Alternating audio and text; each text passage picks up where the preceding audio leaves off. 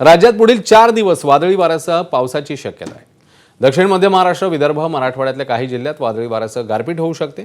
पावसाचा yellow alert देखील जारी झालाय। सांगली, सोलापूर, सातारा, धाराशिव, लातूर, परभणी, बीड, चंद्रपूर, यवतमाळ या ठिकाणी नागरिकांना सतर्कतेचा इशारा देण्यात आलाय। एका बाजूला पाऊस तर दुसऱ्या बाजूला विदर्भातल्या बहुतांश जिल्ह्याचा तापमानाचा पारा 40च्या पुढे राहील अशी माहिती पुणे हवामान विभागाने दिली।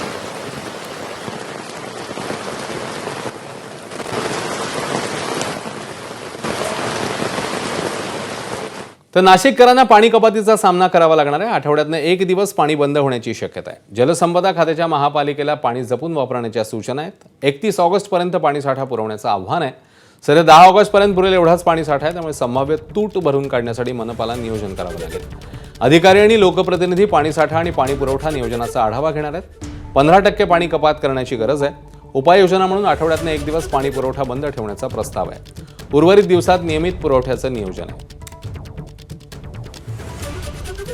तर वाढत्या उष्णतेमुळे पाणीसाठा झपाट्याने कमी होतोय, त्यामुळे ठाण्याच्या महापौर शर्मिला पिंपळूलकर आणि आयुक्त सौरभ राव यांनी नागरिकांना पाणी बचतीचं आवाहन केलं। पाणी टंचाई टाळण्यासाठी शहरातल्या सर्व सर्व्हिस सेंटरमध्ये वाहन धुणं आणि इतर साफसफाईच्या कामांवर 10 जून 2026 पर्यंत निर्बंध घालण्यात आले।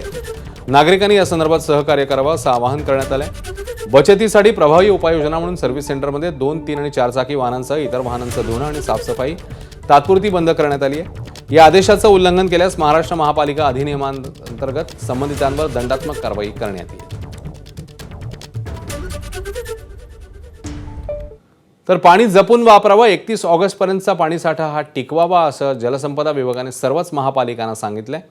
अल निनोच्या परिणामामुळे यंदा कमी पावसाची शक्यता आहे। पावसाने जूनमध्ये हजेरी लावली तरी ऑगस्टमध्ये खंड पडण्याची शक्यता आहे। नाशिक महापालिका आठवड्यातनं 1 दिवस पाणी कपात करण्याची शक्यता व्यक्त होतीये।